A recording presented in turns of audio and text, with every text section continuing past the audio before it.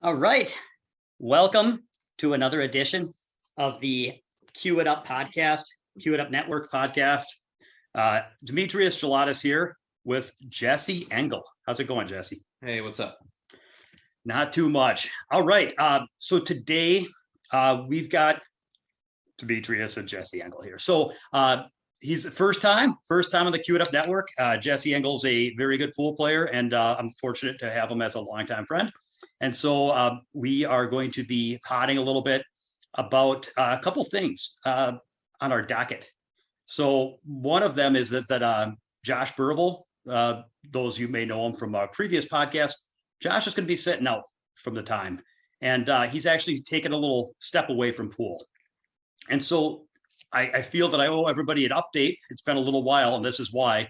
So I wanted to give everyone an update as to what's going on with me and Josh and where we're at with pool. And then at the same time, I think that's a perfect segue. I want to let you guys get to know Jesse a little bit.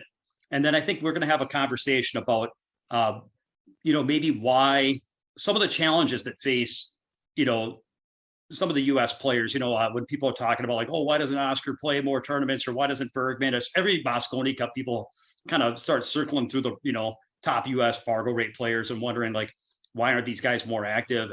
And we just maybe have a conversation about some of the challenges, some of the things that people do that make it work, and some of the things that make it challenging. So that's kind of what's on our docket today. But first, I've always got to plug my pool training. So for those that don't know, if this is your first podcast or not, I do 3-day pool boot camps for players that are serious about getting better at pool. And so, everybody starts recreationally. Everybody starts just, see what you can do. You get better day after day just because you're learning so much. And then something changes. And maybe you start getting better and it's harder to make forward progress, or you've found that you're going to be at, you've been at the same level for a while.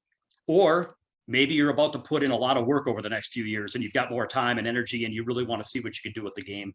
And before you put in a bunch of energy, you want to make sure you're on the right course. So for players like that, you might consider working with me. I'm in Minnesota, but people fly to me, so geography doesn't really matter. You come stay at my house, work with me side by side for 3 full days of custom one-on-one instruction. And you can find out more at mnbootcamp.com. Oh my gosh, I messed up my own website. mnpoolbootcamp.com. That's MN is for Minnesota. So Minnesota Pool Boot Camp. So mnpoolbootcamp.com. You can reach me at info@mnpoolbootcamp.com.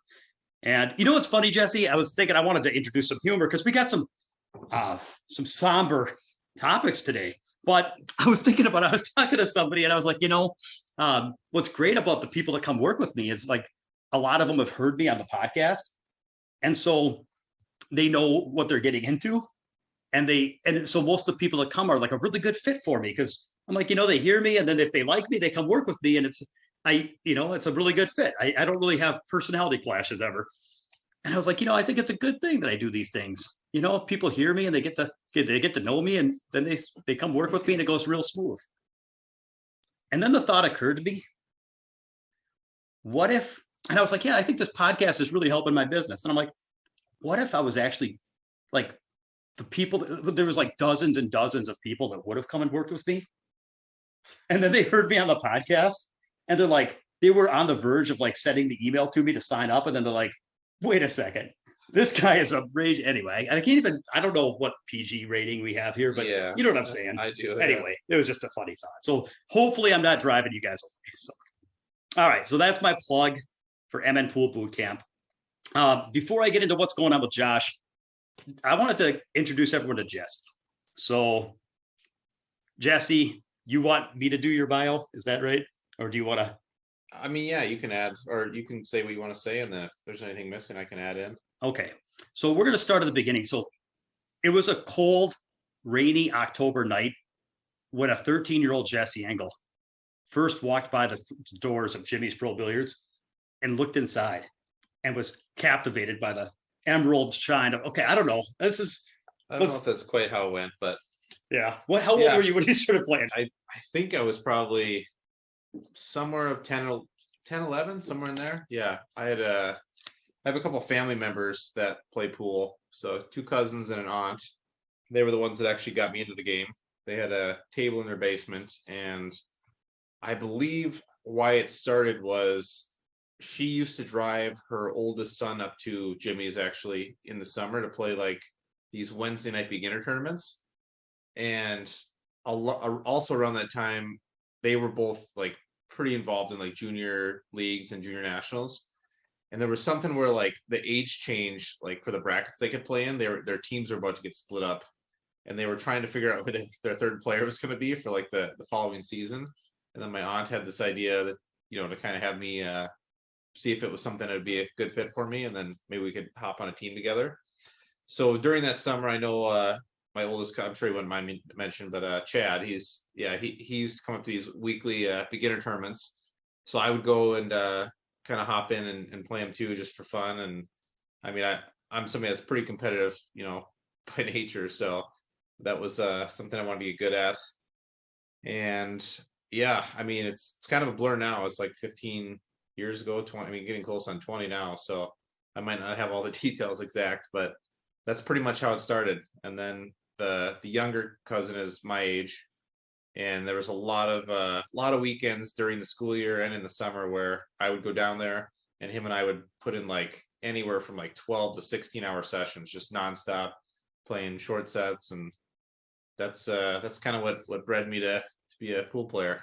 Yeah, and so for those that are haven't heard of Jesse Engel, I would hope that many of you have, but if you look at Fargo rate, he's hovering around 750. He's been the top player in Minnesota for a number of years now, and he's got me by he's always had like a 12 to 14 point Fargo gap over me, and he mentions that to me every time he kicks out of one of my safeties. It seems to come up a lot. But no. Anyway, I just Jesse's had a pretty cool career in the sense that he's had he came onto the tournament scene. He started playing pro tournaments, right around. I'll let him refresh my memory here in a second, but close to 18, and then had some good wins. He's had some cool high water marks, including participating on the bonus ball team with Ralph Souquet and Thorsten Holman, and he was actually on the winning team in the bonus ball, and I think he may have ran out the winning rack. And then he's dominated in the Midwest on bar tables, and he's also had some pretty good success in some national level tournaments. I think he won one like a year and a half ago. That was a Florida event with Donnie Mills and Tommy Kennedy and stuff like that. So he can play a little. But so you got into the game, you played a lot. So I guess my first question I'm going to throw at you here. What do a lot of young players put in a lot of time. Not a lot of young players have the success you've had. Where do you think you did something that maybe many of the other younger players didn't do? Sure, that's an interesting question. Well, I mean, as you know, like there's a couple of younger players in our area. I mean, there are, like, you mentioned him on the podcast, that Harry, or I've so been reading about like Harry. like someone like him. I mean, it's very clear that he's dedicated to want to improve his game. And the difference between myself and a lot of younger players, like when I was coming up, was it was pretty clear that they were there more for the social reasons, or parents kind of got them into it for that reason. I mean, in a sense, I sort of had a leg up because I was a little bit abnormal as a kid. Like I didn't really, I didn't really find interest in the same as a kid. As a younger version of myself. Yeah, that's funny. But I didn't really. I mean, I wasn't super interested in like all the social stuff that most kids were my age. I did play some team sports throughout school, and that stuff always bothered me. I never liked the idea of having to rely on other people to win or lose. So when I sort of stumbled upon pool, I knew that was kind of my way to go be my little closet narcissist self, or whatever you want to call it. And yeah, kind of just get out that inner competitiveness that I really couldn't get out anywhere else. So I don't know, as far as what I did different, I mean, I put in a lot of time, and I was always thinking about the game. I remember even in the school years, like that's all I would ever think about was pool. I mean, it got in the way of school, it got in the way of my social life and everything else. So I don't know. I mean, it's not really hard to figure out why that ended up in being the success that it did. When you get like a borderline addiction to something that's, I mean, not in a bad way, but you know what I'm saying? Like, yeah, I just put in a bunch of hours and wanted to get good. So that's what happened. Yeah, and I think that you came up at an interesting time because it was probably, you know, let's see here, you said 15 years ago, that's probably right. So like 15, 20 years ago. So you were coming up in the age of, it was kind of a new age, the 80s and 90s players were not as, when back when US dominated in the 80s and 90s, things weren't quite as fundamentally sound. The knowledge about the game wasn't quite out there. Now today it's rampant. Where was it when you were up and coming? Like, what role were you able to watch the top international players play live online, or how much did you learn? Like, or was it all you just learned from playing local players, or did you get influenced by the information age? Yeah, I mean, it was a slight mix of both, I guess. I know where pool was at, like around here. There was some of those like what the Joe Thomas 6 Arrow. Do you remember those? The casino tournaments.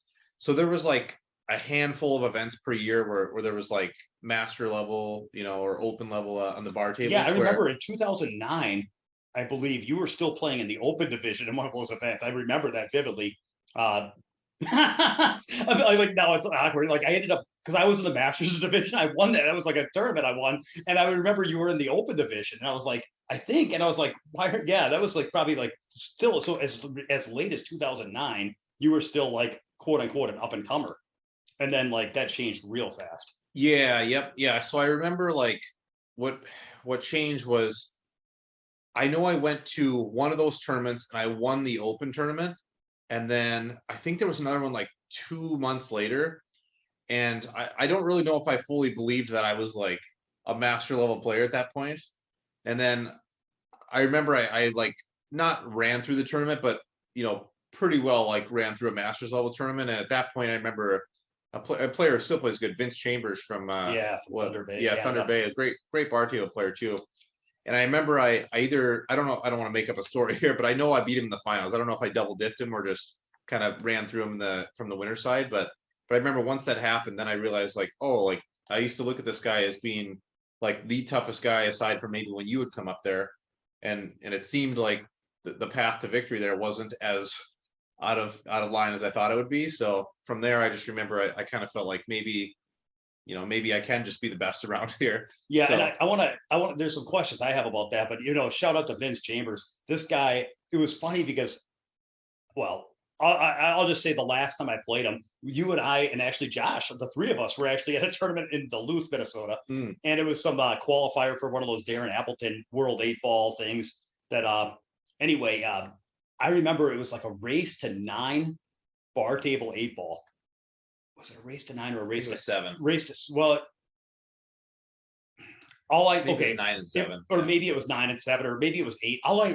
Here's why I remember is because I think I had the guy down like 7-1 going to 8. So let's just say it was 7-1 going to 8, and I was on my last object ball, and I got like froze on top of a ball, and I missed it because I was tree topped, and I just didn't put this ball down.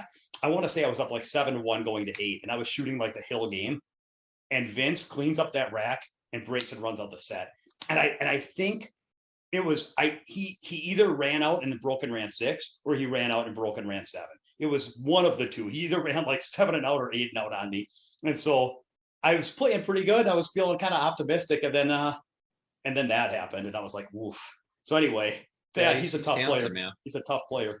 Yeah. So anyway, let's see. So after you came on the scene, there was one thing that I remember vividly was your first pro tournament is you went to the US Open. Was that in 2009? No, that was 2010 because this year I graduated back when I was in school. But actually that wasn't the first pro tournament I played in. So before that, I did go out to one of the, at the time, the seminal events. I went out to one, I believe it was like, I think it was at Rax. I think it's what it was called, Rax in like West Hempstead, New York. And that was where I just had like a first experience. And I mean, I did okay. I know I didn't do anything super special, but I mean, I beat a few of the decent players. And then yeah, that was like my first experience. But then I think a couple weeks later was when that US Open happened. And where are you gonna Yeah, tell us further? I think that's where a lot of people learned your name, because you played and you made a pretty good run. And was your first, was that your, was it Mike Sigel on the TV table? Did they put you on the TV table against Sigel? No, so what happened is I showed up and I like, shout out to the US Open in the old days, back when you used to be able to show up and let's just say the field was a little bit softer than it is these days. And I remember I did have like a pretty decent first round match where, you know, like even if I was a little bit nervous about being like my first big whatever would be considered international style type of tournament, it kind of gave a little comfort level there. And then my second match, I actually played John Mora and I beat him like, I don't know if I beat him like 11-6 or 11-7.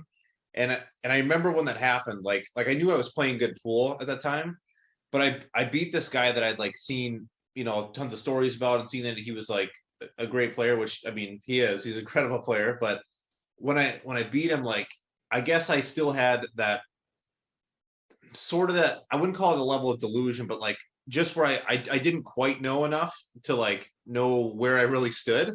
So right when that happened, I kind of just felt like, well, I'm kind of on a free roll from here. Like, who cares? Like, I'm probably supposed to lose to a lot of the good players anyways. So like, I have nothing to lose here.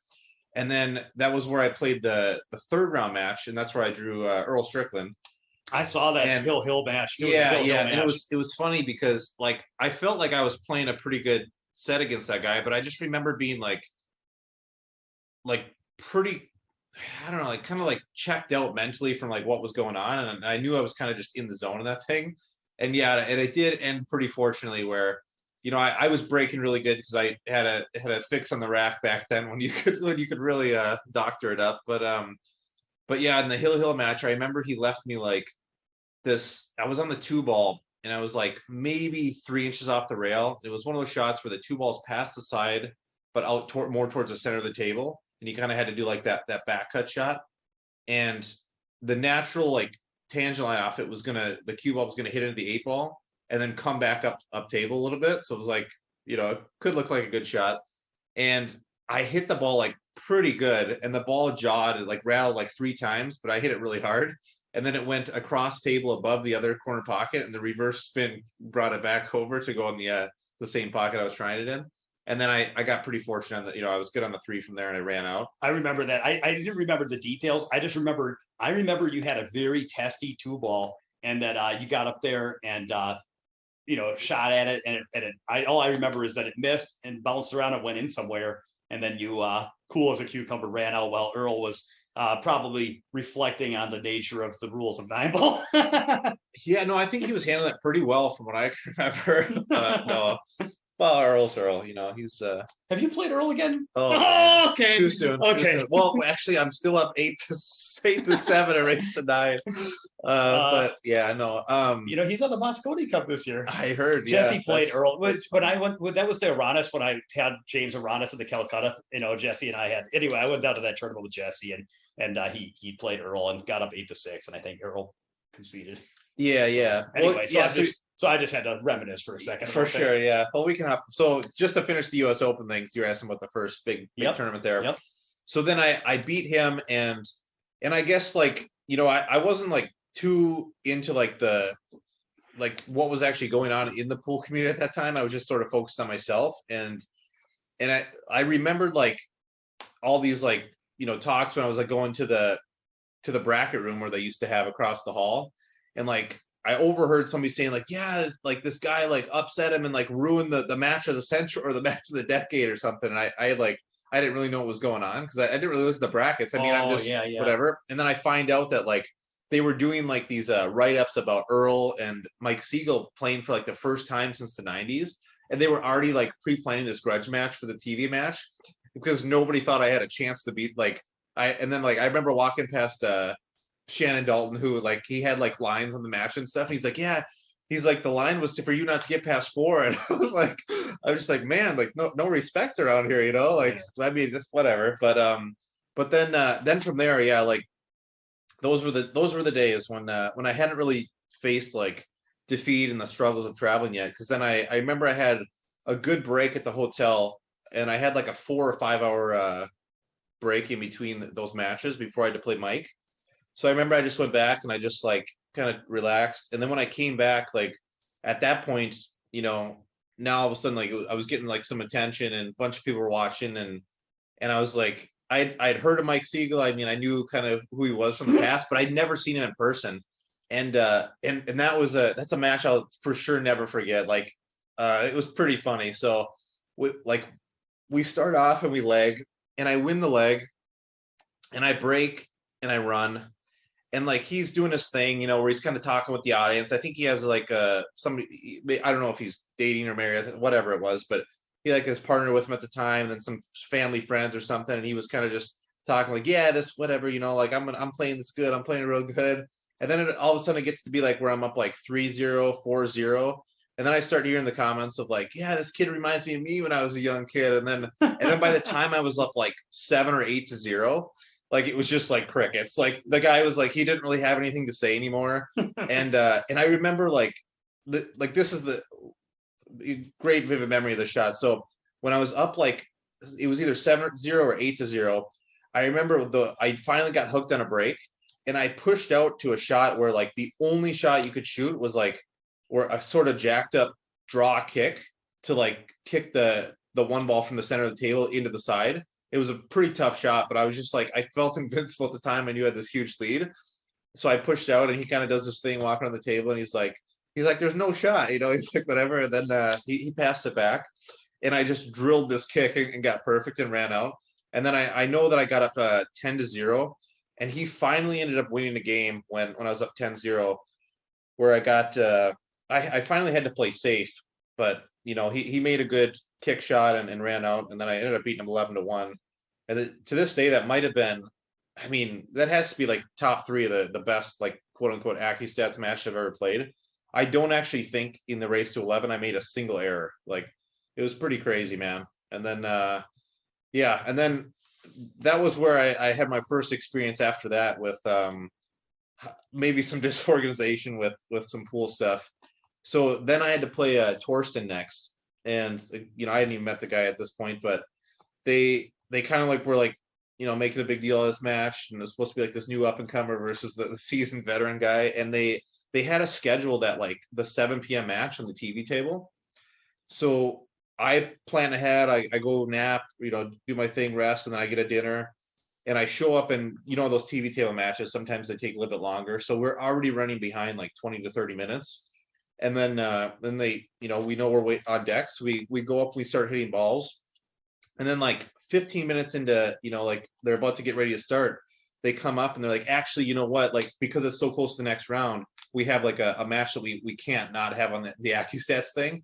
So they took us off the TV table and like kind of like rattled me a little bit. I was like, well, I don't understand. Like we just planned for this. Like, this was kind of, I don't know, irritating me at the time. And then they ended up putting our match on one of the tables that was being used as like a practice table. It was way back in the corner. And to this day, like I'm pretty upset about how this happened, because I felt like I was in a zone where that might have been a year where I could have made a really deep run, especially having the racking rules definitely on my side that time. But they put us back in this thing, and I remember the whole match for like 2 hours. There was like maybe 4 people back there watching, and not that it has to be a big show, but I mean, I just came from like upsetting this world champion where hundreds of people were watching, and then I was like in the main stage while all these people were going, and it is what it is. So he ended up getting me like 11-8, and that was it for the winner side there. But and then who did you play on the B side? Then so then I ended up losing a Hill to Chris Melling. That was like his first year over playing the US Open, and that was a pretty tough one to lose too. The way that I lost in the Hill match, I mean, not that he would remember, but I broke on the hill and made 2 balls, and I had the one ball was like a diamond away from the corner, and I was about to have about a 45-degree cut, 3 feet away from the ball, very easy. And then the 3-9 combo was down at the end of the table. So like, as long as I get on the one ball, it was almost a dead combo, like about 2 inches away. And at the very last second, the 5 ball rolls up and freezes to the back of the cue ball. and it was one of those weird spots where because of where it's frozen, you can't push out down table.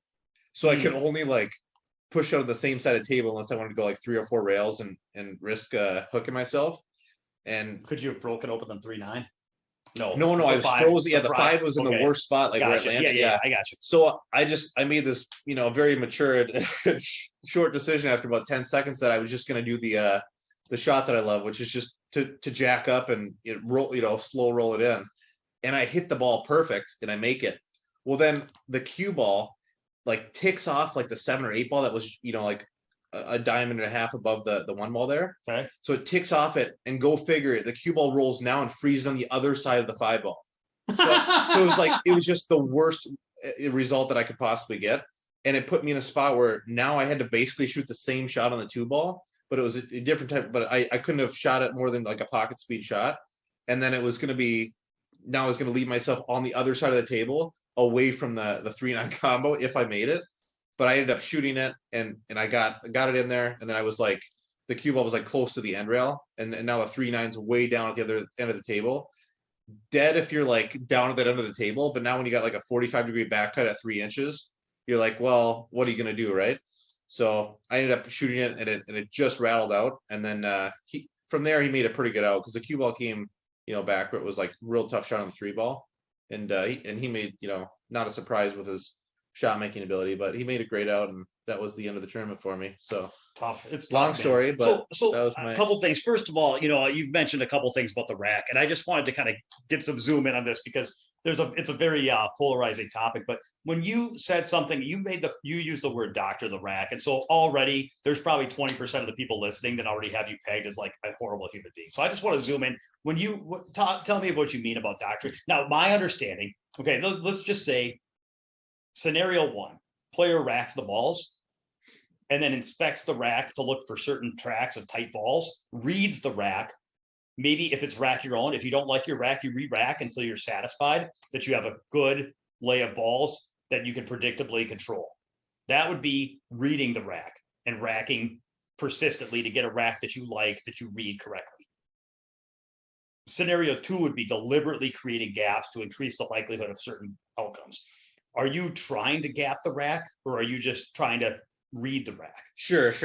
So the way I always used to rack was when it was before the template stuff was I would figure out where the 1 ball is kind of going to rock back, of course. And then I would just I have a way to kind of push it while I'm rolling the back 5 balls of the diamond, and then letting that 1 ball sort of rock back maybe a few millimeters just to kind of like sit, let the balls rest as they may. Yeah. And then from there, like that's what I would read it as. Yeah. So that's what I thought. Yeah. So doctor's probably a bad way to, but you were, I definitely had a huge fix at that time on aside from guys like Corey and maybe a few other guys who had really put time into it.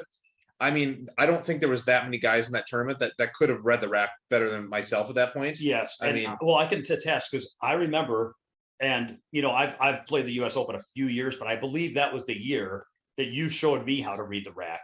And you worked with me before the tournament on how to break the balls and how to read that rack. And I believe that was a break for the box year, if I remember right.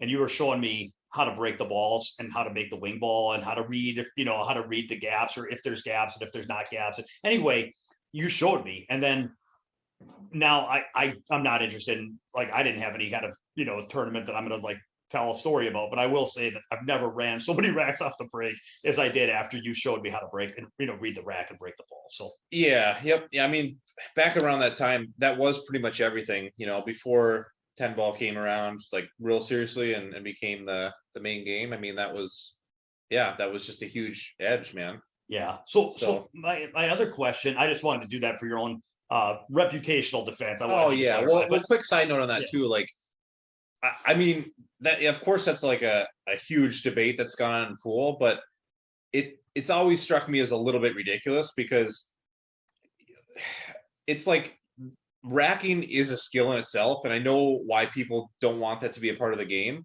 but at the same point, like if those same people say that like having the exact same rack every time with like a magic rack is somehow great for the game, like for me that's kind of boring. it's fine. Like if everybody gets to make the wing ball, but I mean, you've seen it in action, like in the couple of years where we went to the bar table championships, especially. I mean, there was a time where I had that 9-ball break dialed in so good that like it was guaranteed I'd get a shot on like almost every break and have basically the same pattern. And there's people that are better than I am, but that to me that ruins the game. And not having the skill set to know like how the balls are going to react by the way that they're racked is, I don't know. I mean, I don't know why that's like viewed as scummy in a sense. I mean, to me, it would be more scummy to have like people racking for each other and intentionally leaving gaps to make sure that they can't make a ball. And and so where it gets, and I'm not going to go down this because this is we could have a podcast on racking rules and breaking rules. But what I will say is where it gets touchy is where there's what rules are enforced, and then there's like the actual referee enforced rules, and then there's the social rules, and then there's the idealistic rules and the social norms. So it's like you have the rules, like what referees allow you to do and not do, and those are the rules. And then there's another set of rules where people are like, well, how ought this be, and how ought players do it, and how should the rules be, and what should the social norms be.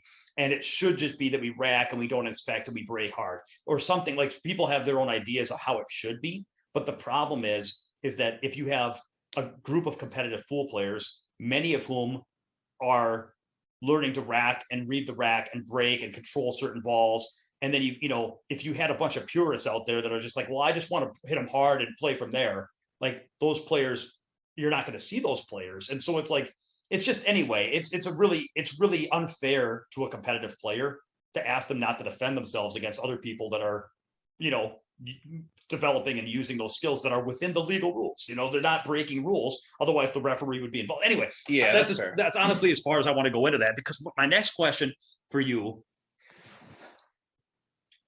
how did you ever, like, it doesn't seem like you were inhibited in your performance playing top reputable pro players. I mean, getting, beating Mike and Earl, almost getting there with beating John Mora, almost getting there with Melling and Thorsten. What were you, 18 at the time? Yeah. So at any point, so I've had it happen where I've played top players where I've let off or played poorly and given away sets because somewhere deep in my mind I just didn't feel like I was supposed to be beating those guys. Now I haven't always done that, but I've certainly had that happen to me where I've given away sets, or like somehow my subconscious capped my performance at a level that was not, it's like if we're in a race, if I'm playing a top player and it's a race, it's like my subconscious capped me from going fast enough to win because I just didn't feel like I was supposed to. It didn't seem like that was happening to you in that tournament. So has that ever happened to you, or or does that, what are your thoughts on that? Like, how did it not affect you in that tournament? Yeah, well, again, I mean, it didn't really affect me at that time because I didn't have any real expectation from pool or what I wanted to do with it. I just knew that I wanted to, go try out these professional tournaments. I mean, I'd been playing pool for a while and kind of beating everybody around the, local and I guess even regional area. I know. So, yeah. So, I mean, I don't know. It's just one of those things where like, there's like nothing that's like, I mean, I wasn't jaded in any sense. I didn't have any, so you're just naive and ignorant, exactly, innocent. Yeah, you're innocent and idealistic and just, let's see what happens. Yeah. And I remember, I mean, I know that I went there with the idea of like, I have no clue what the draw is going to be, but like, it's going to take a decent player to beat me, of course. And I just wanted to see like, if I could snap off some good players. And then when that happened, like, it just kind of came to fruition. I was like, well, I mean, this is kind of cool. And then, from like, you just feel like you're on a free roll and you're kind of invincible because you have nothing to lose. By the time I played, once I played Earl and kind of got through that one, that was a pretty tough thing for me, like, nerves wise. And I mean, I did, like contain them pretty well, I thought, for like having no experience in that, on that stage. But after getting through that, that's kind of what just calmed me down. I was like, all right, well, now it's like a bunch of good players. So I mean, it is what it is. Like, let's just see what I can do. And if I fail, nobody's expecting me to win another match anyway. So yeah. So that made it really easy. But yes, that has happened since then. After I became, I guess at that point, sort of an established player that was traveling around and doing some of the professional level tournaments. I mean, although I wasn't near the top by any means, like there's almost like an expectation that you put on yourself that you're supposed to, beat all the players that are like lesser than you of like rating and it's a tricky. You want to beat everyone under you and then upset as many other people exactly, yeah, and that's a tricky game to get into as well, because then when you do lose to players who maybe aren't supposed to beat you a large percent of the time, or when I don't know, it's just a tricky thing, but that kind of changed pool for me too when it became traveling around more and playing a lot more of those. Like, and so before we get it, what advice would you have to somebody? Because I know that this is a universal thing that players deal with. Yeah. What advice, like if you could drop some advice on somebody who's physically playing good enough to break through to the next level, but maybe just doesn't, somewhere deep inside doesn't believe it, and so they stall out and they don't necessarily take advantage of opportunities, and then the more often that happens, then the bigger that hill gets to climb, and the more they feel like, it's just a weird cycle. How should somebody go about troubleshooting that? Yeah, I mean, it's that's tricky too. I think it's going to vary. I'm just kidding. Yeah, totally kidding. I would say not use any of those. Not that I have, but I think what I would say to that is, I'm a pretty analytical person as well. So I would say before you're going to like try to figure out a solution, you really have to have a good grasp on what you're trying to get out of getting to that level. Like if you just like the idea that you could be a player that can beat good players and maybe take a set off the top 20 guys in the country or in the world at some point, then that's great. But like not having a set goal in mind, I think is going to hinder you quite a bit. From personal experience, I think I know this. But you also have to have a level of like carelessness too, because without that, you see it with the players that come up now, like the filler, when he came through, like, I don't think it's that he doesn't care. It's just that he has the right mix of like carelessness, how he plays, and then like lack of fear of the result, like he's definitely not playing not to lose. He's just playing to win all the time. And he does, unless there's something going on underneath that skin that we don't see, like it doesn't really seem to phase in like what happens or what roles happen, So I'm going to tell you, this is something I didn't have on the docket, but it fits in really nicely. I don't want to run this by you. I don't think I've ever talked to you about this. I have thought about,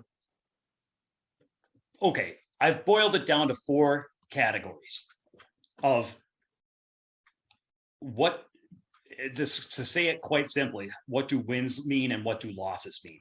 Do they mean everything? Do they mean nothing? And so I'm going to boil it down, and I'm going to talk about my thoughts on this real quick, and I want to see what your response is. So the first one is, wins mean everything, losses mean everything. Like when you win, it's the best thing ever. And when you lose, it's the worst thing ever. That's category 1. Category 2 is, wins mean nothing, losses mean everything. Category 3 is, wins mean nothing, losses mean nothing. And category 4 is, losses mean nothing, wins mean everything. And so here's my thoughts on this real quick, is that I think that when players are in a spot where if they win, it would be like the most amazing thing ever. Like, I've proven this, I've accomplished this is the greatest thing ever. But if I lose, then I've dogged it and I've blown it and I'm the worst and it's horrible and I'll never get there. If it's heaven and hell, if wins mean everything and losses mean everything, I feel that it creates too much pressure and that it's just too much. And that that zap of the horror of losing and how polarized and how distant they are from each other. Anyway, I think it's too much. It's overwhelming, too emotional. So then I look at wins mean nothing, losses mean everything. And this has to do with expectation and ego, where players get to a point where they expect themselves to make a ball. They expect themselves to run the table. They expect themselves to win. So anytime they make a shot, they don't celebrate anything because they feel like, well, I'm supposed to do that. And then anytime they ever make a mistake, though, then they punish themselves and get really upset. And so they do this from a sense of trying to motivate themselves and they think that if they have really, really, really high standards, then they're going to end up better than if they don't have high standards, because A, their standards are high, and B, they're trying to motivate themselves by punishing themselves to get there. So that I think a lot of people listening right now fit into this. I think a lot of people fit into the wins mean everything, losses mean everything. And I think that's overwhelming emotionally. I think a lot of people fit into wins mean nothing, losses mean everything, where they're constantly horrified that when things go bad, and they're constantly punishing, and there's nothing to celebrate, because anytime anything good ever happens, they kind of just, they don't even enjoy it because they're too focused on any mistakes they make. The third camp, so then people try to get away from that. They try to let go of this whole losses mean everything, because it's too much for them. So then they try to let go of that, but then they don't know how. So they let go and they go to the third phase, which is losses mean nothing, wins mean nothing, where they literally just like, I'm just going to not care. I'm just going to hit balls. I don't even really take this game that seriously. And I'm just not going to attach too much importance to it. But these people don't have the right level of desire and the right level of fire and fight. And so that leads to the fourth category, which is losses mean nothing, wins mean everything. Like, when I lose, no big deal. Doesn't matter. Doesn't even register. It does nothing. It doesn't even count. It's almost like if I told you we were going to play sets of pool, and every time you win, I'll pay you 1,000, and every time I win, we just rack them up and play again. Nothing. It's like, or we just play a rack, every rack like that. Like, every time you beat me a rack, I pay you 1,000. Every time I win a rack, nothing. We just re-rack and play another game. Like, if that was the way it was, and we were just going to play all day, you wouldn't really care if you lost a rack, because you'd be like, well, that doesn't matter, because I know I'm going to win a lot of racks, and I'm too excited about the racks I'm winning to care about the racks I'm losing. And I feel like the optimal mindset is to feel that way, where you feel like nothing ever bad can happen to me, because only good things can happen. And I know that the losses are just a temporary delay of the good things that are going to happen at some point. And I'm just excited about all the good things happening, and all the good shots I make, and all the good runouts I make, and all the wins I have. And when I lose, it's just like, didn't want to do it that way, learn from it what I can, so I could try to get my next win. And you're just too excited about all the good things that are happening. And incidentally, I think people start with that mindset as a beginner, where they don't expect to make anything. And every time a ball goes in, they get excited that something bounced off the rail and went into that pocket like they meant to. And it's just every time anything good happens, they get excited, and they have zero expectations. And I think it's a negative mindset that's developed for a lot of reasons, where people start assigning too much meaning to losses. And I think that the optimal mindset, losses mean nothing, wins mean everything. That gives you the right level of fire and enthusiasm and fight and celebration and fun, without the fear and the expectation and all that. What are your thoughts on that? Yeah. So, well, there's kind of a couple things there. So first, on your 4 categories, I do recall actually you bringing that up one time when we were driving to a tournament. Oh, okay, I didn't remember. So, but maybe it was either that or just an idea that was very similar. But yeah, I mean, it's probably true, man. I think we all go through all stages of that, really, like depending on like how our career progresses. I mean, really, but then yeah, like how you were just talking about, people are getting really excited, balls bouncing off everywhere. So my opinion is that yes, like in theory, like you would not want to have to attach so much to the results, so much meaning to the results. And like, if you could be a robot and make yourself just never care about win or lose, then of course that would be like the perfect player, right? Well, I was saying that what's wrong with caring when you win, though? I'm not saying a robot, but okay, keep going. Yeah, okay. So keep going. There's nothing wrong with just caring when you win either, but like, but my point is, like, ideally you would probably just choose like the even keel consistency, where none of it really matters, over like the roller coaster through your 3 to 4 years of your career. Like, because that's what drags a lot of people down. At least if I could control that, I would just make it where it never changed, so I could just build on a solid foundation. But that's I mean, a lot of that does have to.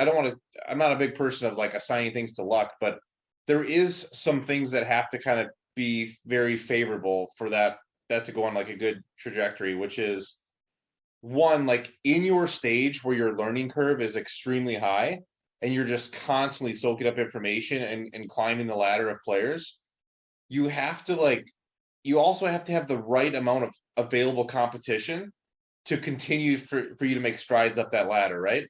And then as you get higher, when your learning curve gets lower, like as you know, because you've reached pretty much the highest level you can reach in pool. I mean, aside from being a full-time world champion, like you're about the next best thing, right? Thank you. Like well, I mean, anybody that's like around our ratings, like mid 700s. I mean, we're not contenders for Mosconi Cup at this point. Yeah, but from that 750, 760 down to like the 737 range. Down there. I mean, all right.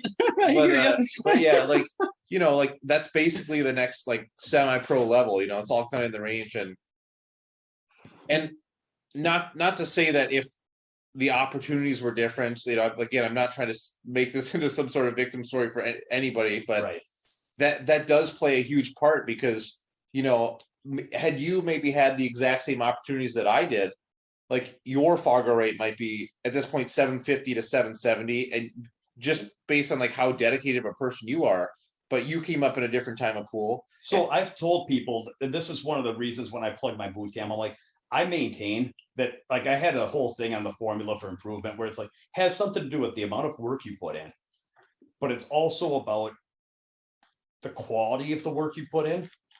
And a big part of it is the level of competition you play against.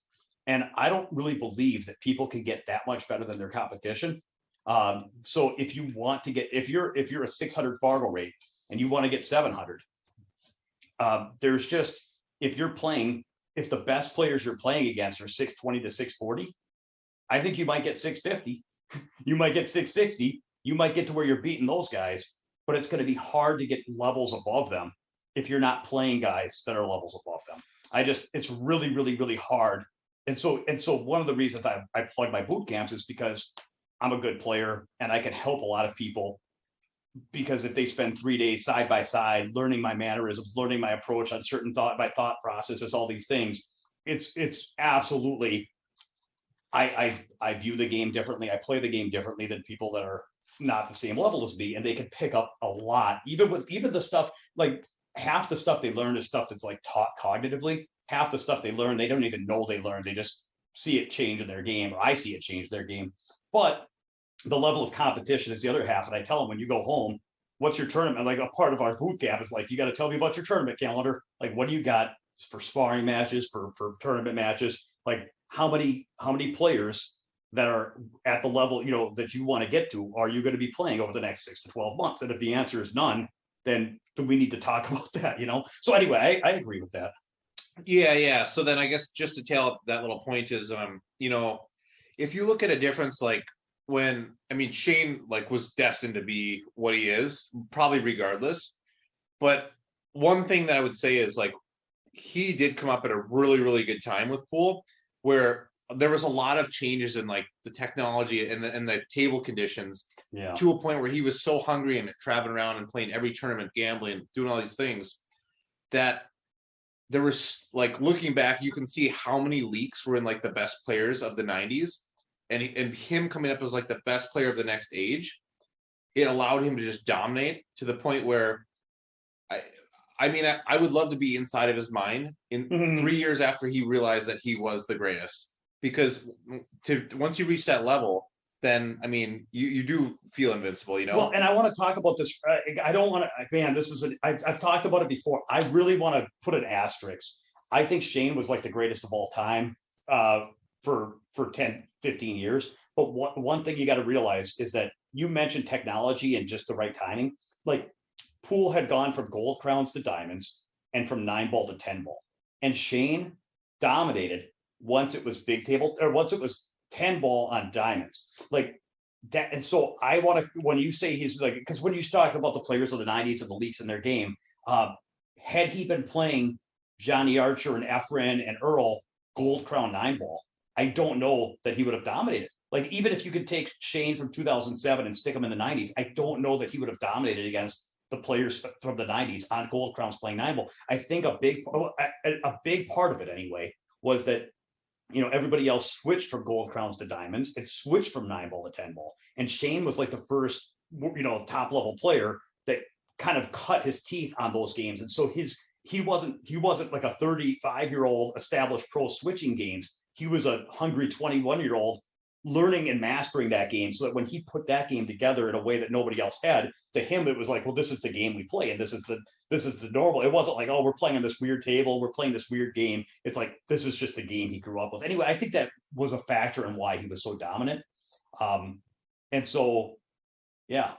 Yeah, no, well, yeah, of course. But when it switched to 10 ball, he very clearly had the most dominant break, and that's it's like if you're playing a game where everybody else is basically forced to push after the break and you're getting shots 60% of the time, it's hard to not be, the dominant player there. Yeah. Which is he earned it. He put in the time, and that worked, and nobody else could figure out quite what he was doing. I mean, and do it on a consistent level that he was. So that helped, I want to get back. So, because what we were talking about, I'm going to go back 2 subjects, because we were talking about this whole wins and losses meaning stuff. And you talked about basically being even keel is probably going to be advantageous compared to being roller coaster, wins mean everything, losses mean everything. The reason I talk about losses mean nothing, wins mean everything, is because when you brought up Filler and his mindset, you're right. Because ultimately this was all about talking about being careless at the table. This is where I brought all that up, was you're answering the question, how do you overcome, breakthroughs? And, the first thing you said was you got to have goals. Okay. You got to be driven, and, you've got to need it and want it and have to do it.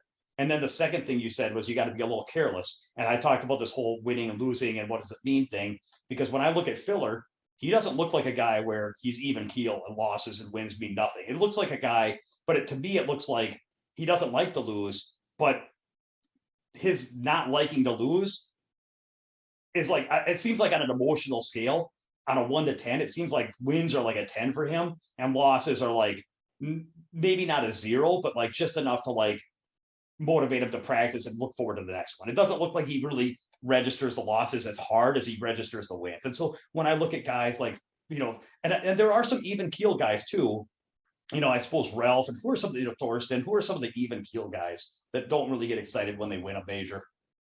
Shane, at this point, I don't really see Shane jumping up and down anymore. But yeah. I mean, so I guess that would be it. I mean, maybe there's the guys, Filipinos don't get that. I mean, if Carlo Biato, I was watching Carlo when he won. He got pretty pumped. Okay. Yeah. But you're right. I mean, they seem to be pretty chill. Aranis, I don't think. Yeah. You're right. But anyway, what I would say is whether it's wins mean everything, losses mean nothing, or wins mean a lot and losses mean nothing. Like or losses don't mean much. I think that the losses can't be too emotional, because I think that if you're going to be playing in competitive pool against international champions, you're going to take your losses, right? So like, you can't hold that. You can't be too intimidated by taking a loss or something. Yeah, well, especially now, because I mean, I don't know if this is exactly how you view pool, but like back when I was saying how there was there used to be so many more leaks in like even the top guys' games, like players who were playing really well and just had a solid all-around game, like did quite well. But nowadays, like it's gotten so advanced where at least it appears like if you're not an ultra aggressive player, you just have like no prayer, I mean, not to do the sidetrack for like poker, but it is a great analogy where like back in the day, like you could just play the top, hand range, and you would be pretty profitable. Whereas nowadays, like I mean, again, I don't know how many people listen to this, but it's like it's a completely different game. Like that doesn't work anymore. You get chewed up, and it's the same thing with pool, where you used to be able to just run deep in tournaments and beat most of the players basically on shot choice alone. Yeah, like game management. Yeah, I mean, not that it was easy, but it's like it was pretty consistent. Well, nowadays, like my experience going out to professional tournaments in the last 5 to 6 years, I mean, you've been on most of them. Like, I mean, which one I'm going to bring up? Like, we went to North Carolina. I mean, I think I lost 2 sets in 4 innings. I mean, I won. It's like, yeah. Well, I told my U.S. Open story. I'm sure I told you I played that Conrad just for whatever from and he beat me in like 3 innings at a race to 11. He beat me 11-1. He like ran 4 racks. He scratched on the break. I ran out and played a safety on the next break. I played a good safety. Mm-hmm. And I'm like, I literally told myself, like, when I'm down 4-0 to this guy on 1 inning and I get ball in hand with a tough table, I literally told myself, I am going to make my presence felt. And I ran this table, broke, played a really good safety, and I'm like, that's right. It's not one-sided here. And he jumps this ball in from length of the table and runs 6 racks to up 10-1. And then he finally misses on 10-1 and he hooks me and gets a shot, runs out 11-1 in 3 innings. And I'm sitting there and I just anyway. So it's like, and that's partly the matchroom break rules of this year. But anyway, the point is that I wasn't the only one that happened to. Like it's tough. You're gonna and it's just getting. I mean, that's the way it's going. So we're gonna let's pause that point, because I think that when we come into talking about our topic about Josh and me and you and Paul, can we just tie that into that in a minute? Yeah, that's fine. Okay, so then in terms of like advice I just wanted to follow up on the goal. You said you got to have a goal and be driven. What did you mean by that? So there's got to be like a real reason at the end of it why you're playing. Like I don't think it can be super vague of, I mean, everybody has the dream, right? If you're American, you're like, my goal is one day I want to grow up and play in the Mosconi Cup, or like I want to win a major, right? Like awesome. Like everybody has that tentative goal, but like the Mosconi Cup's probably a little bit more controllable than it would be in America than it would be to win the US Open at this point, like if you're one of the top players and you have like, a mid or a median like 700 Fargo rate, you're probably in contention somehow if you have a decent year, like you're at least going to be talked about. But what I mean for like a real goal is like where do you want to be with pool in your life, like in a 3-year plan? Like you can't just go in with the idea that you're just going to do the best you can, keep practicing and see where it takes you. I mean, that might work for somebody, but I just don't think it's holding yourself to be, you got to like be a little bit more accountable than that. Otherwise you just get into this lull of like wins, losses, sort of going through the motions.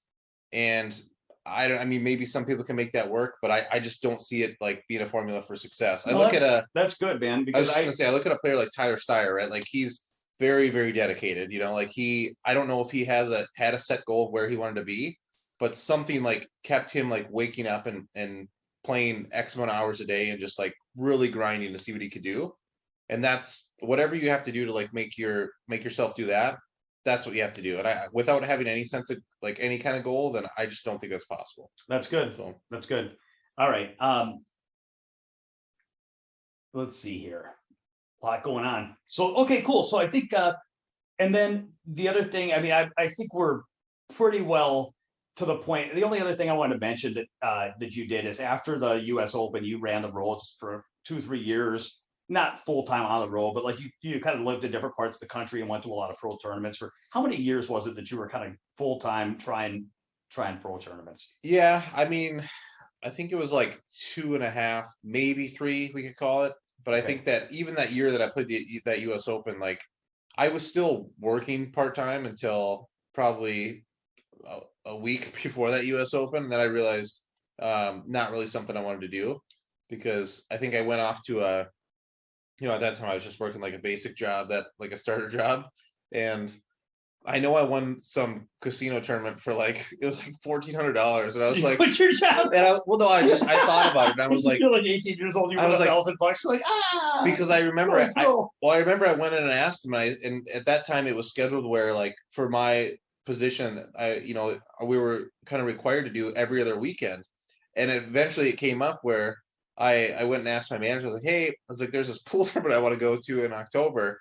And, it'd be kind of a big deal, but I would need both weekends off. Like, do you think that there's something we could do?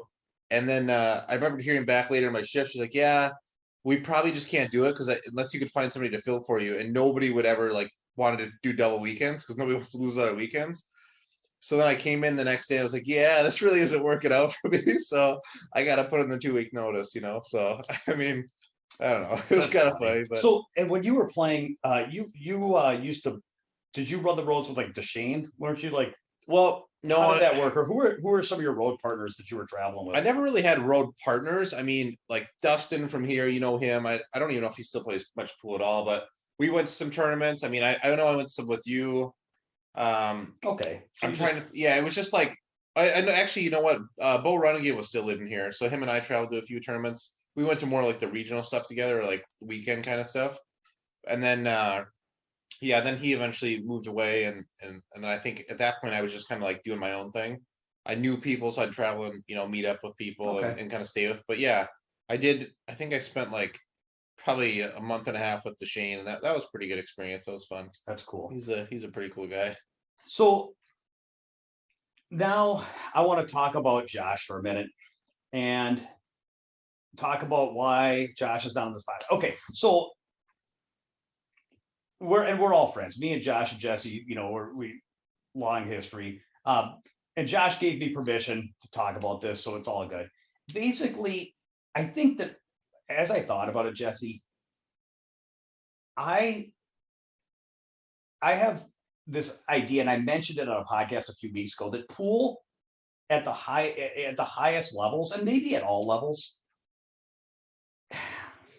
it's a game of I have my motto for if you go to my website, once again, mnpoolbootcamp.com. But the first thing I say is input equals output. Like that's kind of my motto, is input equals output. And if you want to get more out, you got to put more in. And it could be, not necessarily more of what you're already doing. Like I said, it could be more effective. It could be, expanding your horizons as far as your competition. It could be getting more effective at how you're targeting your game and how you're improving your game. But anyway, it's input equals output. And I've seen this more and more. I've come to believe this in a way that I think people might nod along, but I don't think people believe it to the level I believe it, where there's a lot of people that just feel like there's some people that are gifted and other people that aren't, and some people are just like winners and other people are just average, and some people are exceptional and other people are just not exceptional. And it's funny, Jesse, because every exceptional person I've ever seen has gone all in on pool for many years and played internationally full time and run and hung out with spend they say they say that you're going to be like your 5 closest friends, right? And so if the whole thing, if you want to be wealthy, it's like, well, if you surround yourself and hang out with billionaires, if your 5 closest friends are all billionaires, you're probably going to become wealthy, just because you're going to pick up their mindsets and their habits and their outlooks and all this stuff. And if if the 5 closest friends are all athletes and training and working out and running marathons, you're probably going to get in good shape, and it's just one of those things. And it's like when people are all in on pool, then they are hanging out their 5 closest friends, or they're hanging out with champion pool players, and they're running into roads and they're talking about shots and setting things up and practicing against each other. And it's not only do they get to learn from each other on the table and physically, mentally, but like they just and then they just become that, because it's like they just come to believe that like this is who I am and this is what I do, is I'm one of us. And so anyway, I feel like so it used to be that I would look at pool that way and I'd be like, I wonder if I have what it takes, or I wonder if that person has what it takes, or I wonder if that person could get there. And now I kind of come to believe that everybody can get there if they pay the price. And so, for example, anybody listening to this podcast, right? If they let's just pretend that they quit their jobs and that all they did in their life was play pool, and not just play pool, but like played national level tournaments and hung out with pro players and buddied up with the top US players or the top international players, and sparred with them and practiced with them and played with them and roomed with them and traveled with them. They may not be a Josh Filler, but like anybody that's like, I would say take a player who's like 600 Fargo, and if they ran the roads for 5 years and played every major, at the end of that, they're going to be like 750 or so. You know what I mean? It's like probably, you know what I mean? Maybe not 750, maybe 737. But like the point is probably close to 700. You know what I mean? Though, but it's like I've seen it too many times. I've seen it too many times where it's like it's not about does this person have what it takes in terms of, it's not anything internal. It's about do they have what it takes in terms of budget and investment of energy and resources. And so where this is relevant to Josh is that he's at the level, where he would like to get better and play better and have wins and do things beyond what he's done in the past. So it's like, but then the problem is the resources that he has to put into the game, they're not enough to get what he wants to get out of the game. So I talked about the pool store. It's like a pool store where you go into this pool store and you see, there's the Shane Van Boening break. And oh, look at that, there's a 200 ball straight pool run. And oh, look at that, there's a finals at a major. And oh, look at that, there's a there's a 760 Fargo rating, or all these shiny things in this pool store that somebody might want. And then you look at the price tags, and it's like, ooh, I see how much time that takes. I see how much travel that takes. I see how much energy and mental resources in terms of like budget of my pie chart of my life that takes. I don't have that much to spend. Okay, well, what do I have to spend, and what can I get for what I have to spend? And it's like, well, I'm in the wrong store. I can't be looking in the elite pool store. I'm looking at the elite pool store, this shiny, like the Fedor jump shot and the Shane break and the, I'm not going to be able to afford that. So let's go to the thrift pool store where I've got the secondhand store, and maybe with what I have to put into it, maybe I can afford something that's at least better than what I have. And then you look through the thrift store, and then it's like, man, I can't really afford everything I want even here. And then it gets to the point where it's like, well, what can I afford? And then you look at what's left. And for Josh, what I would say is, it's not that he couldn't get better or have some successes, but he was in a spot where it wasn't interesting to him. What was interesting to Josh was training hard and putting together a game that could have a certain level of success that was meaningful to him. And when he saw what he would be able to afford with his resources, it would just be like, it just wasn't what he wanted. It's like, because he just wasn't able to put in the time and energy, because he has 3 children and a wife and a business. And it's like, in the end, with what he had to put in, it was like he'd get hitting the balls good and put in a lot of work and get hitting them pretty good, and then he in a tournament and he'd see that, man, I need to be playing 20% better, and he'd have some idea of how he was going to get there, and then he'd go home and he'd see the road that led there too, in terms of the tournaments he'd have to play and the work he'd have to put in, and he could almost taste it, and he wanted to put in the work, but then he'd go home and he couldn't, and then it would all wash away, and it was like, and he wouldn't be able to pursue that, and then he would go to the next tournament and play less than he wanted to, perform at a level lower than he wanted to perform at again, and then go through that again and again, where he's constantly not satisfied with his performance and frustrated that he can't put in what he wants to play at a level that would actually be satisfying to him. And so he kind of got to the point where he's like, I just don't have the resources to put into the game to reach a level that would be satisfying to me. And I don't enjoy going to tournaments where I feel underprepared and playing at a level that I feel is underperforming and getting mediocre results, and just feeling frustrated that, like, I'm a competitor and I don't want to go and not be able to defend myself, because I'm competing against guys that they're not just outplaying me, they're out resourcing me. And so it's like, if you know that these guys have skills developed that you don't, and then you play and play and play, and they keep beating you because they can do things you can't, it's like, either you have to have a plan on how you're going to develop those skills and then see if you can overcome that.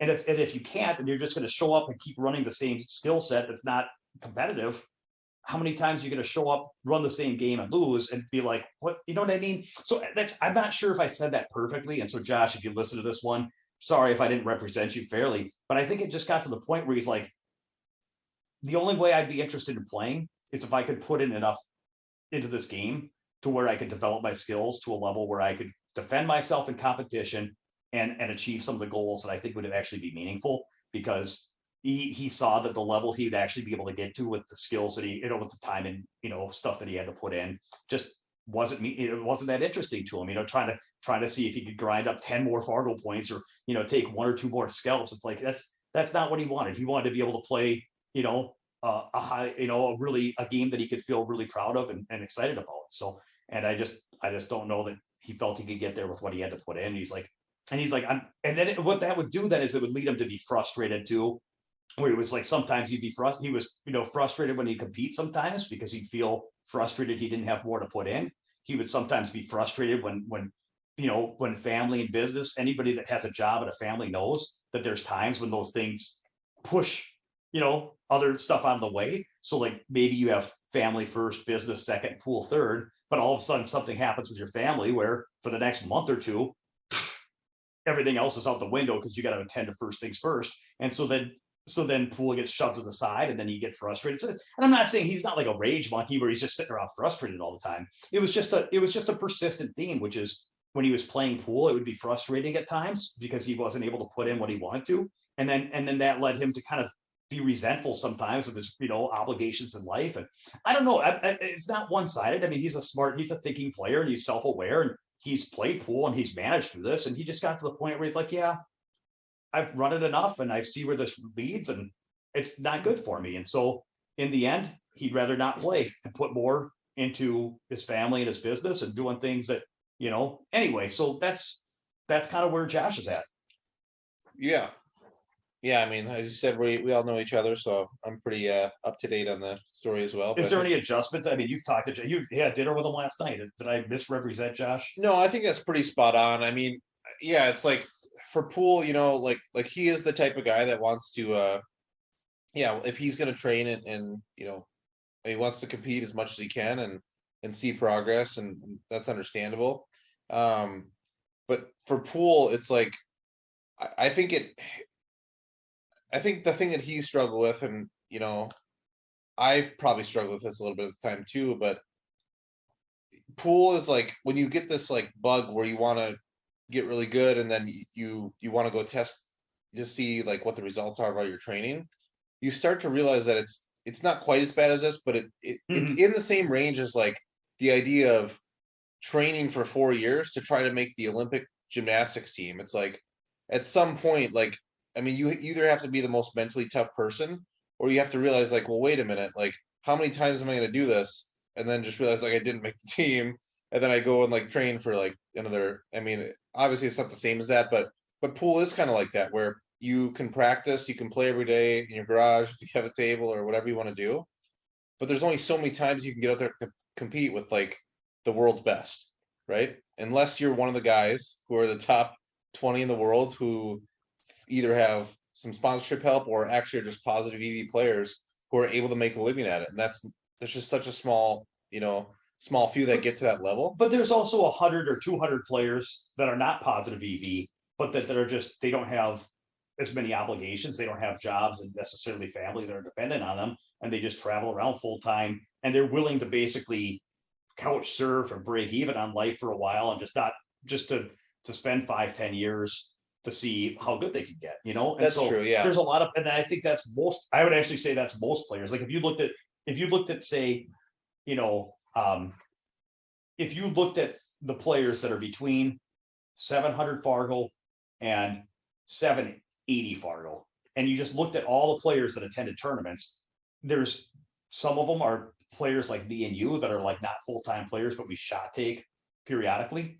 And then there's other players that are like, just, I would say that like, they just don't have, most of those players that are playing full-time are not supporting a family and you know what I mean? They're just they're usually younger guys that are just taking their shot, right? Yeah, well, I mean, they all are supporting the families of the winning players, but that's funny. But it's just they're not supporting their own family, so that's yeah. Okay, so then that's kind of just so what do you think about the whole resource, like the Poole store? Like, what do you think about the Poole store? Like, yeah, don't you kind of feel like if you like, for example, if you wanted to get better at Poole, I would say that it would take, obviously a lot of a full-time Poole schedule. It would take a full-time Poole schedule for you to get better at Poole. It would take, I don't know, 10 or more pro events a year, along with, an equal number of either gambling matches or sparring matches with those kinds of guys. And I would think that and it might take that type of investment for, 1 to 5 years. No, I think it's pretty spot. I mean, you're very good at coming up with good analogies and stuff. I mean, you're a smart guy, but so this is it's a very closely correlated side tangent, but because we were talking about this a little bit earlier today of how there was a time when I was still traveling playing Poole, and I kind of mentioned the similar thing to you of if I wanted to keep playing and traveling or what I wanted to do, and you kind of already knew by me asking that was that the answer had already been so decided. So Jesse, we were going to some tournament, and Jesse had been playing full time for about 3 years, and he says to me, I don't know, man. He's like, I've been playing these guys, and it's like he's like, I'm playing good and stuff. And I'm like, I see how good I'm playing, but I also see what it's like and how good you have to play and what I would have to do. And I see what I see kind of what I would have to put in to get there. And I just, and if I could get there and it's like, it's just, I don't know if I'm going to be able to, I don't know if I can do that, or I don't know if I want to do that. And I'm trying to figure that out.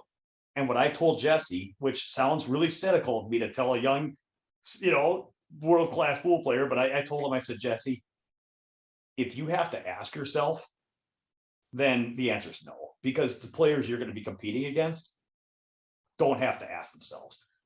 When Josh Filler and Fedor Gorst and, these guys, they're not asking themselves, I don't know, man, should I take a shot at this? Like they're all into the point where the thought of what they're doing with their lives is not even in question. Like it's like, it's laughable. Like if you ask them, do you think you want to take a shot at getting there? They're like, well, what do you mean? Like, that's all. That's like the only thought on their mind. So anyway, when Jesse started, showing me that he was exploring his future and trying to figure out if he wanted to keep going, like, I think that once you start having those self conversations, like it's hard to get to the elite level of pool. Now, that doesn't mean that for those listening, that if you're trying to get to be, a 600 or 700, like that, obviously the lower the Fargo rate goal, the more imperfections you can have in your physical and mental game and still achieve those goals. So I'm not saying that would, stop you from reaching different levels, but to reach the highest level in pool, I just don't think there's much room for a lot of doubt, Yeah, I agree with that. I would say if you want some more of that motivation, you should check out MN Pool. No, I'm just kidding. So yeah, I would say so anyways, I was like, the conversation we had was pretty funny, but I remember there was a point in time, like it was after traveling with you, discussing that, because the conversation wasn't that short either. We had talked about some other stuff that related to it. And I do remember being at a tournament. I can't remember which one it was, but I did wake up one day, and who knows if I was even still in the tournament, or if I was getting ready to fly out.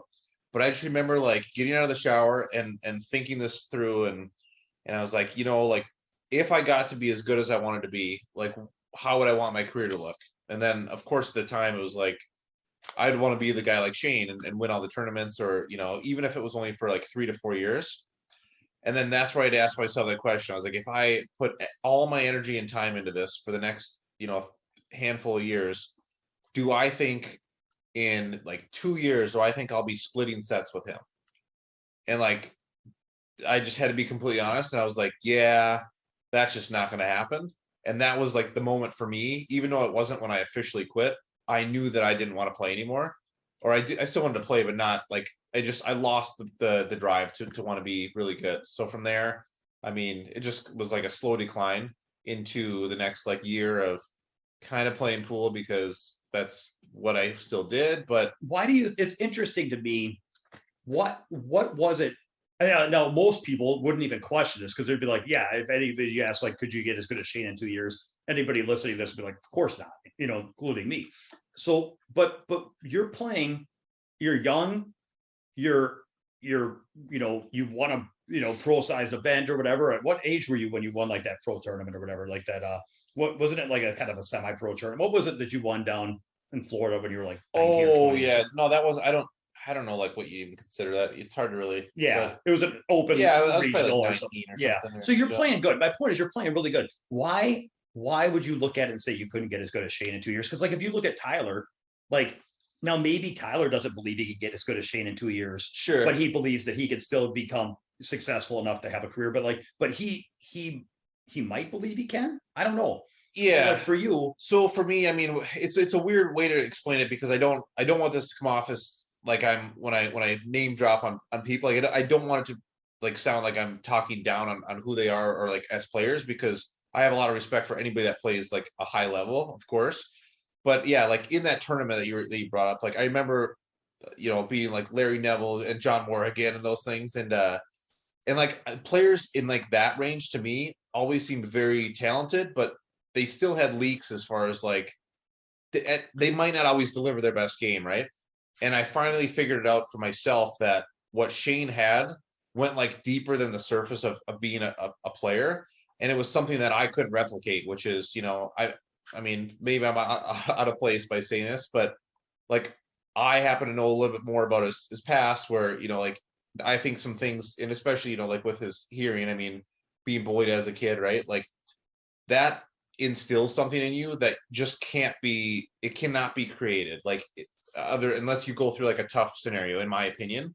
So when you have that like extra ounce of drive, like you want to prove the world wrong, and like to me that's just something that it's irreplaceable. Like you can't get that without that kind of experience. So Yeah, it's interesting because you know, well, I think about the movie that just came out, Dune. I don't know, we haven't talked about Dune.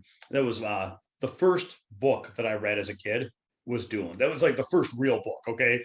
And all the other stuff that I'd read was like kids' books, and that was like the first novel that I was exposed to, and it was massively transformative in my life. And then I went on this huge reading binge.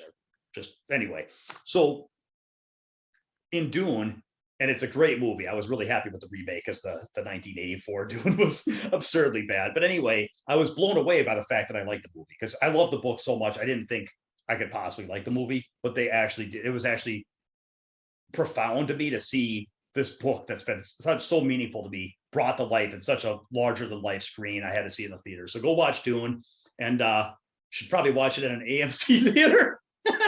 Support the old AMC. Oh. We're up to $40. Okay, anyway. Sorry. AMC to the moon. to the moon, y'all. Okay, anyway. Let's see. So the point is that in Dune, one of the big themes is that adversity creates exceptionalism. So like the whole idea is that the Fremen are these desert people that grew up in really oppressive conditions, and they ended up being like some of the most savage warriors in the galaxy or whatever. The Emperor Sardaukar warriors, for those who've read the book, they were cut their teeth at Salusa Secunda, which is like this hell planet where they he deliberately had them live and grow up there because then they came out super tough. And it was a really big part of his story was that even at the end when they were like had the power to remake Arrakis, the desert planet, into something more comfortable to live in, and even once they had the resources to like try to soften the world, it was a big strategic thing about how they wanted to make it soft in some ways, but they were afraid of losing that. And this is something that I think we all go through, with children too, is we want it good for our children. We don't want them to suffer needlessly, and we want them to be, enjoy life, and we want it to be not unpleasant, but we also don't want them to get soft, weak, and entitled. And anyway, so this is a very common theme. And I think about like Moscone, who grew up in the Great Depression playing pool. And I remember one of the quotes from his autobiography was that, every time he played pool, his opponent always embodied the specter of defeat, which threatened to reach out and snatch the dinner off his table or the bread from his table. Like he always had like it was built into him where he played pool. He quit pool. I don't know if you know this. He was a prodigy as a kid, ran all these balls, whatever. He quit pool. He didn't even like the game. But then during the Great Depression, he had to start gambling and playing because that was the only way that his family was able to eat. So he played a game he didn't even like, and he did it for the money, and he had to win. And that was just how he played. And so all throughout his tournament career, he was driven to like an insanity where he didn't want to win. It was just like deep inside of him, like, I need, and it's like, I can't lose. And I think that you're right. So I got a little carried away because I was plugging Dune, but I think that certain conditions when people grow up where it's like, there's a level of need that's just some people have. And then where I think that plays out is when it comes to input equals output, the people that need it, it's like everybody wants it. Some people are even willing to try for it, but like the cost to get to the highest level is so high that at some point, the only people that are able to do it are the people that kind of have to do it. Yeah. So, I mean, I don't follow enough pro sports, but I would have to imagine that like, even if you just handpicked out of the NBA, like two players that are like basically built the same and play the same position, like if one of them had a pretty, comfortable lifestyle growing up where they grew up in like the upper middle class and they just got there based on like the highest paid training and whatever in the best schools, like versus the guy that maybe came from like more of like the hood type of life, like low privilege, right? Like I mean, well, that's where a lot of like basketball players come from. You know, they play that, and then that's their dream to get out. I mean, it's not. Yeah. I don't think it's a wrong way to put it. It's just the truth, you know. Yeah, like, you were just talking about that with tonight. You were talking about international play. I won't name the name, but anyway, international players, and sometimes there's only room for one or two players in their country to like kind of get the support to go travel around and play internationally, and that's such a payoff from where they're at. Yeah. So like for some people, it just becomes to a point where when they tell themselves and they truly believe that that's their only option to get out of their current situation or make better for themselves, their future family, or their current family, whatever it is. Like when you, I mean, when that gets instilled like in you, then I mean that does carry over into whatever you're doing as much as. So is that do you think that's a big role as far as like why has the U.S. Fallen behind the Philippines and some of the European countries in terms of the level of talent? Do you think like the Filipinos are just literally hungrier, I do believe that, yeah, for a lot of I do think that's what happens, but then it's also like kind of contradictory because you have like the European players, right? Which I don't know the current status of every country in Europe, so don't quote me on it, but like it's very clear to me that a lot of that has to do with just structure and training, right? Like why a lot of those guys get to the top. Yeah. And I mean, again, like with the Asian countries, I'm not really sure what the true thing is there, but from what I understand, it seems like there's many players that play very, very good, and we just get like the top few over there. I feel like I'm being listened to by AI, and there's probably some like Chinese bot like watching through our laptop right now that's like, I feel a little uncomfortable right now. I'm just kidding. Right. No, I'm just joking. Say that again, just as you said it. No. Yeah, say that again and repeat your name. But yeah, I mean, so I think the issue with American players right now is that like most people get in it for the reasons of like, I guess what's the saying, the fast way to make an easy living, right? Like that's what American players play, right? They play to try to make money. It's kind of like a little side hustle type of thing. And then the players who excel, they kind of, try to navigate the system to profit. But there's really no structure. Like once you get out of the junior level, you don't really have like, I mean, the landscape of like the semi-pro to pro level in the past like 10 years as I've seen it, has been like a crazy change. I mean, it doesn't even make sense. Like 1 year, that if you go to the both turning stones and the Seminole events, then that's what's going to dictate who gets on the Moscone team. And then the next year, it's like the Seminole events are gone, and there's like 3 events, and then there's a BCA event. I mean, it's just there's no structure, there's no planning behind. I mean, for any player there, right? So it's not a shocker why nobody can really put it together, because unless you're the top 5 guys, like because you're just able to kind of make it in all the. I was going to say, I think the road now is that you want to become the number 1 snooker player and then play your first 9-ball tournament. And then that's the path. Never mind. Okay. That's the path. Never mind. Okay. Sorry about that. So, okay. So it's interesting because you're right. It's like, I kind of have this picture. It's almost like there's like yeah, you got this one school of like MMA, jiu-jitsu, wrestling guys that are just like, there's almost like there's 3 different things. There's the necessity for like true hardship, like direct life hardship necessity. Then there's like a culture that's established.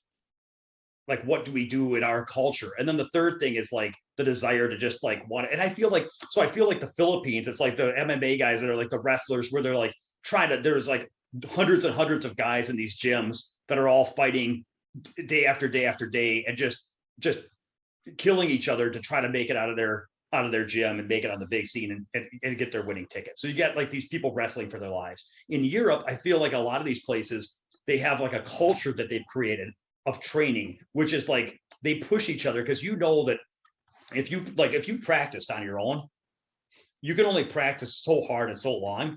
And I remember, I don't know if I've said this on the podcast, but I remember Tyler was telling me about Johan and telling, Johan had a quote. He said, give me a 10-year-olds and I'll make one of a world champion.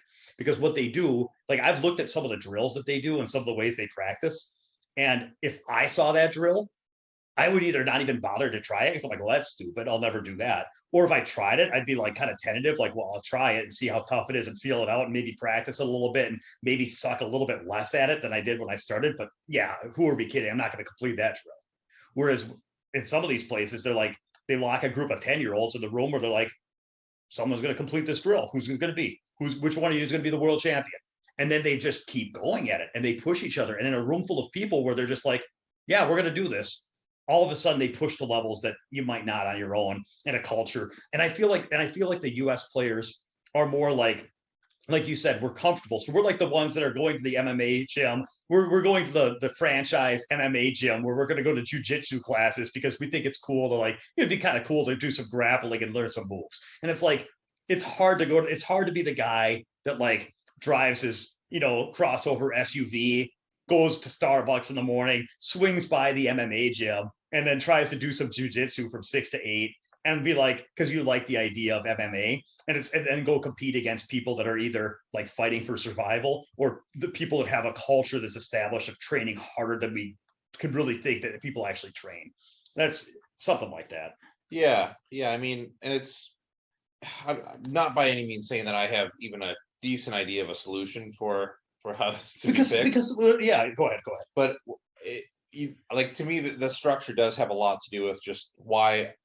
Like, I don't want to be the guy that says never either, but if it doesn't have like drastic change, then American pool will just always be levels behind from here, because the other areas of the world have just done it. It's either that they've just done it so much better, or they just have like such a high volume of people that are all trying to be good that the amount that come to the top and be those world class players just overcome the 22 Americans for the 5-year period that are trying, and 2 of them play pretty good. Yeah, not to disrespect, but no, like, you're right on. And so and then it self perpetuates, because then in the Philippines, if you've got 50 guys that all play like Sky plays or something, or maybe that's too high of a bar. I don't mean to disrespect Sky, but you know what I mean. If you have 50 guys that are all like world class players. Thanks, Jesse. Good. So anyway, so the point is that then of course, then the more success they have, and then the more good players they have, then of course the higher the bar gets raised on it. And what I was going to say though is I don't even know if we want to fix it, because if the cost of quote unquote fixing US pool was creating conditions where hundreds and hundreds of kids felt that their life was so miserable that the only possible happiness or escape that they could ever achieve was to literally do something that's like involves sacrificing everything else in their life and just going all in on pool. And like if you had to create a desert planet, if you will, with sandworms and sandstorms that go up to 800 kilometers per hour or whatever it is, it's like, it eats through metal, Jesse, is what I'm trying to say. Do you want your kids growing up in sandstorms? No, of course. But I guess what I was going to add to that is, so I've never been over to Europe, I've never played the Euro Tour events, but like that's a structured thing, right? And it's not that Americans can't go over there and play, because clearly they do, but it's essentially small enough and out of reach enough where Americans like really aren't there. Like they're not really. It's like you're not invited without being not invited, because nobody in their right mind is going to go over there, pay the ridiculous flight to have a chance to beat like 24 potential Mosconi players to maybe peel out of there with like a $3,000 profit. Like it just doesn't even make sense, like there's no reason for anybody to go over there. But then like when like it seems like what America does is they have some consistent ones like the Turning Stone events, which I think those are great tournaments. And then there's maybe a few other that pop up like that. But you get like a year or two where there's 3 or 4 very large tournaments that's big enough to attract the best players in the world. And then it's like it comes over, and now any of the American players who maybe had the idea that they might want to start putting the work in instantly just get shut down. Like, oh, you wanted to try this, but actually these are the 30 guys that you'll never beat, So it is what it is. That's just that's what the market provides. But if for say like the American players had, let's just say it's 15 turning stones a year that were not just all in New York and that were like easily attainable for players in every area of the country, then what do you think happens after 5 straight years of that, where the top like the non-residents of US can't enter. Like, what do you think happens with American pool from there?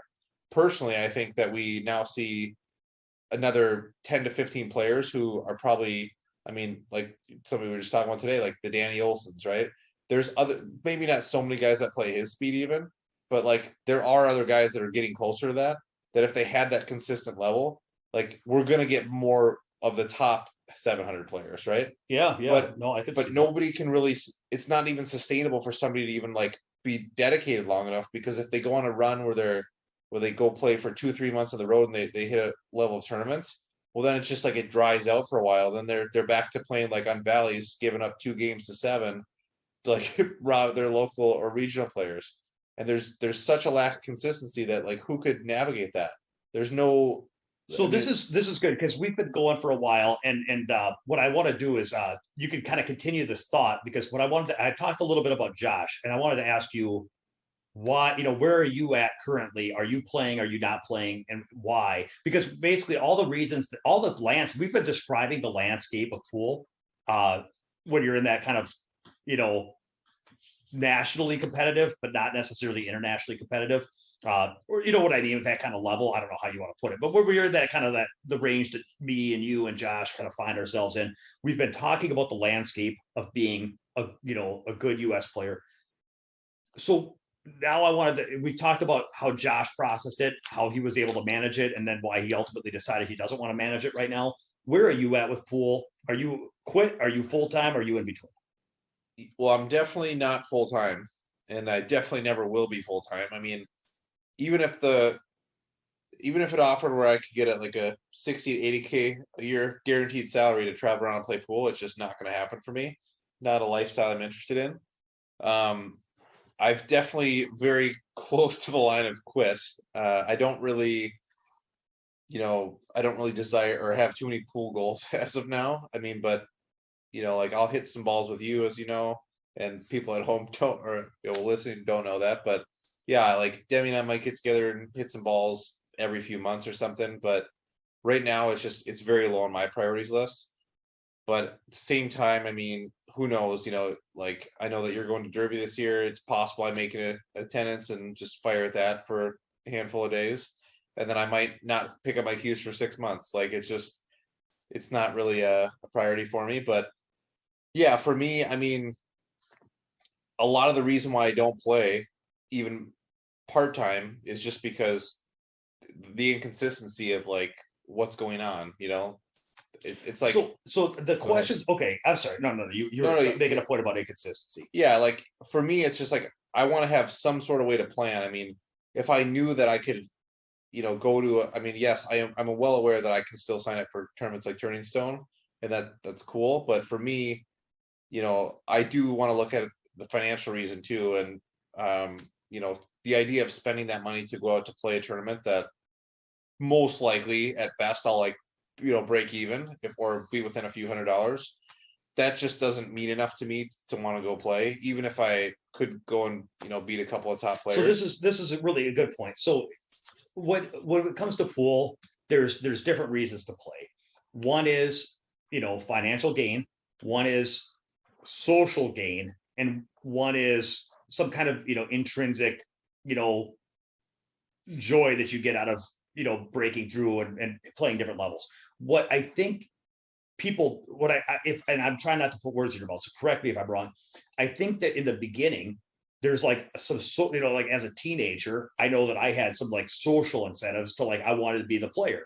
And then when I started winning money when you're a teenager and you win money, it's like, oh, I'm winning. It's like you said, you win a couple $1,000 playing pool. You're compared to the minimum wage job you're working. It's like, well, this seems pretty interesting. And looking up here, and when you're a teenager that's better at this game than anybody else that and everybody's like applauding and watching your matches and paying you money, it's like, this is kind of cool. But then what happens from there is, instead of, so you're being socially rewarded, you're being financially rewarded, and you're playing better and better because you're playing, and you're seeing, so you're getting intrinsically rewarded by improving and improving. What happens is you get to a level where it's really, really, really, really, really hard to get better. You're at the level where you're not making any money. There's no financial payoff. because locally everything's handicapped and no pros and blah blah blah. It was funny. We were having dinner and I was talking to Jesse. We should have a podcast on the pros and cons of handicap tournaments. And Jesse told me, yeah, but there's no pros. That's pretty good. Anyway, so the point is that you can't really make money locally as a good player because they don't let you. And so then, and you can't make money nationally and you can't make money internationally because you're not good enough. So that it's like there's no financial incentive. And then there's no social incentive because I don't think anything's going to change in your life, whether, it's like you're not gonna like, it's not going to do anything socially. So then it's all about intrinsic value. So then the question that I know everybody wants to know the answer to, which is, but don't you just want to see if you can do it or how much better you can get because you've come so far? Because everybody would like, it's like, man, if I could play that good, I would just want to see what I could do. Like, that's the question everybody wants to know. So why don't you answer that one? I know that everyone wants to know that. Sure. So I'll avoid throwing your laptop against the wall. So, yeah, that's obviously a question that I've been asked many, many times by people who maybe don't fully understand how pool works, and or they think they do, but they just haven't been in that. They haven't. They just haven't experienced. Yeah, and that's totally fair. So it's a reasonable question. Again, it's like when you experience going out and playing and you kind of achieve the sort of goals you never really knew you had, then at some point you just lose your drive. Like, because for me, I mean, I'm kind of a planner. I like to analyze like what I'm doing and see if it's really going to be good for me long term. And I mean, I've got a little bit wiser to that over the years, I guess. But I just don't see any avenue or any like series of results that could happen with me going out to play pool that would make my life happier, even or financially better, or in any way better by doing that. So that's where I just kind of landed on. I've made peace with the idea that pool for me is just something that I'm exceptionally good at without really putting much more time into it at this point. So it's more so just understanding that, the market is the market. What is the landscape right now, and how do I want to navigate that? That's best fit for me, whatever the reason is. So in a way, it's very similar to what Josh is saying, in the sense that it's almost like you could look at like saying, hey, it would be cool to get my Fargo to 780, 790. It would be cool to win a Turning Stone and beat a Filipino champ in the finals. It would be cool to be on the Mosconi Cup. Like, those things would be cool. It'd be cool to do some of these things, but I don't need to. And when I look at the road of what it would take to get there, I don't want it. I don't need it enough to make the sacrifice and put in, the 3, 4, 5 years of playing full time and chasing that. It doesn't, it's just, it would be nice. It would be fun. It would be cool, but I don't have to have it. And I'm not willing to contort my life for 5 years to try to get it. Yeah, exactly. Because I mean, for me, the only thing that would be like exciting for me at this point in that level of pool would be to experience being on the Mosconi team just once. Like, of course, everybody wants that. I mean, I feel like I play a level of game with, in the American players where if I was to apply myself and focus on traveling for a year and a half, even if it was, part-time, but if I was playing like full-time at home, kind of when I wasn't running a business, then I mean, I might be in contention to have a shot there. But like, aside from that, like, even the idea of winning a good sized pro tournament and getting a $30,000 or $40,000 score, like, that just doesn't really like speak to me. I just don't see that would improve my life in any way. I mean, I've beat enough of the top players where I understand where my game sits at the end of the day.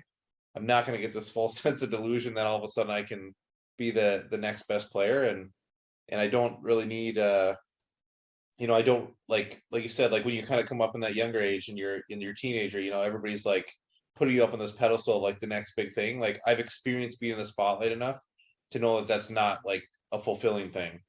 I mean, some people might have that, but just not for me. Like, it's just not who I am. So yeah, and I kind of go back to thinking about it like, I for anybody that asked that question, about why wouldn't you want to do it? It's like, I think that I've said this before, and it's just something I'm repeating because it's new enough to me, this idea that I'm still finding it. I'm still playing with this idea, but I've really come to the idea, Jesse, that exceptional achievement is like applause worthy to a point, and then it gets to a certain spot where it's like quantum physics where all the rules change at a certain point. Like I think that people being their best selves and people being disciplined and working hard and breaking through physical and mental barriers through proficiency and determination and hard work and putting together, you know, an exceptional skill set. I think that's all admirable stuff until it gets to the point where it's completely dysfunctional in every other part of your life. And the only way to get any further is to have like some weird neurosis where it's like you have to win at all costs. Because like I always think about like Bruce Lee and some, I don't know if it's fact or fiction because I'm not a big Bruce Lee buff, but like there was a story, and again, I don't know if it's just for the movie or whatever, but like how he thought like he was going to have to face some demon to fight for his son's life or something, and this demon was stalking him his whole life in his dreams, and he was training his whole life because he thought he was going to have to fight to, you know, defeat this you know, some match, some face off that was going to be coming at some point. He was training all his life to prepare for this one moment. That might have just been in the movie, but anyway, the point is that without like at that point, I don't even think it's like the gym. I think I mentioned this before, like the gymnasts that train like, you know, these 8-year-old girls and 9-year-old girls that are training hours and hours and hours and can't eat and can't, you know, like because they're going to be in the Olympics or something. It's like you look at that, it's like it's not even it's like at some point it's hard to even applaud because it's like ugh, that's not even, you know what I mean. And so for me, I look at like exceptional ability. Like I said, it's not an ability contest. It's a pool store. And so when you see people go into a pool store and take a reasonable budget and do something exceptional with it, I think that's applause worthy. But when you see people spend money that they could be spending on a normal life and on a fulfilled life and, you know, different things, I'm not saying that if somebody wants to spend all their resource on pool and be, you know, elite at the game, I'm not going to say they shouldn't, but I would actually look at that and say, man, in a dream world, I wish that nobody would go through that kind of childhood where they felt like that was a good investment. You know what I mean? So it's hard for me to even like applaud. Like, I don't even know if I want to see people get elite because it's just, you know, I'm confused about it all. Yeah. I mean, I guess I have like a slightly, or if you're talking about specifically with pool, like you wish that they would have that thought process, then I would, I mean, my slight disagreement there would be, you know, like I've also had a lot of good things come from pool. I mean, I'm obviously met Josh through pool, which then led to, you know, me getting into a business, which has made my life very comfortable at this point. So it would be hard for me to like say that getting like super hulked out at a game and wanting to chase that dream can't lead to good things. I think it's definitely a dangerous mindset if the person with that mindset is like truly delusional and being backed up by tons of people around them telling them that they're like that their potential is far greater than it maybe ever really is. And I know that's like that's a fine line too, but that's I've because I know that I've seen that with some players, like not from around here, but like that I know that are like kind of traveling professionals, and I see how their like fan base, you know, reacts to them, and I understand why maybe they, you know, they have that sort of false sense of. It's almost like in the boxing ring where the guy's just getting punched and punched and punched, and he's like getting up, and it's like the third round, and he's getting knocked over. The fourth round, he's getting punched, and normally like the guy in his corner is like, stay down, but now instead everybody's in the corner is like, you got him, man, you got him, get back up, I think it's your time. Yeah, as there's not a drop of blood or a scrape up. Yeah, I mean it's kind of something like that. I mean it's good to like, you know, have a good support system, obviously, for chasing your dreams and whatever, but you also have to have like the right amount of people in your life that are gonna, you know, gonna set you straight too. So if you have good friends, I mean, that's probably what that's for. But yeah, I'll let you kind of. Yeah, so then I'll conclude with me because I won't. You guys have heard me enough to know I don't know why I still play, other than I don't play for social payoffs. I don't play for financial payoffs. I just love the game. I have a certain amount of time and energy to put in, and I just enjoy spending it on pool. I just enjoy it. And so I don't need to get anything out of it other than just, you know, just playing the game and trying my best, and it's still fun to me. And so that's as deep as it gets. It's like there's no underlying, you know, profound thing beyond just God damn it, this game has been in my life, my whole life. And every time I turn on the radio and go practice, I feel like I'm in my happy place. And I like going out and playing good players. And I'm honored that I could go out and play among some of the best players in the world and share the table with them and fight and have some ups and downs. And, it's just, I enjoy it. So nothing really to talk about there. Yeah, yeah. I guess can I add one more thing to that? Or Yeah. Okay, I was just gonna say, like, so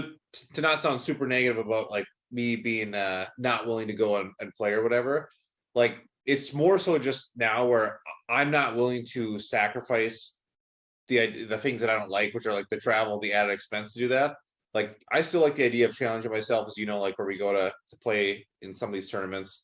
And honestly, if any top player in the world is going to come through our area and they want to play, like I'm happy to play anybody that's going to come through. I mean, for a reasonably affordable amount, and because that fits well into my life. But for me to like take away from other areas of my life, that's kind of what the main thing is. It's not like I have a negative view on, you're not competing bitter. and being your best, version of yourself as a player you can be.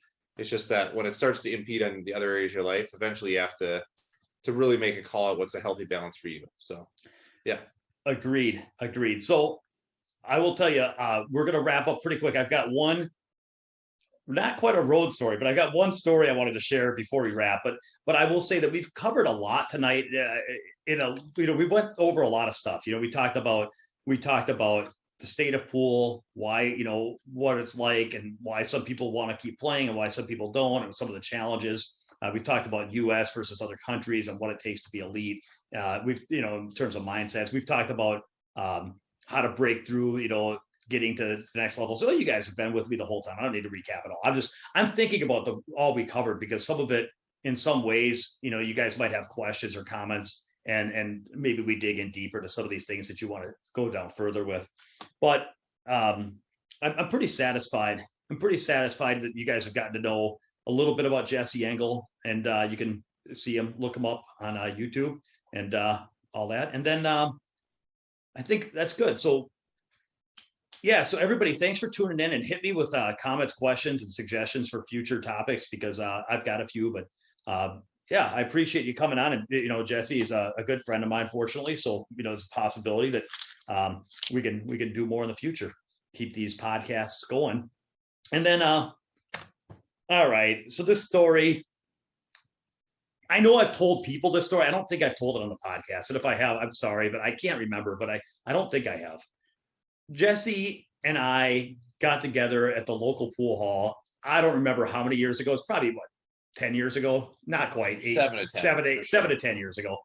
And Jesse, he's a better player, man. And he, it's like every time I played him, it's like competitive, but I'm really up against it. It's really hard. So anyway, we get together, and I think we were playing bank pool, like race, we're just playing like races to 3 for $20, playing bank pool.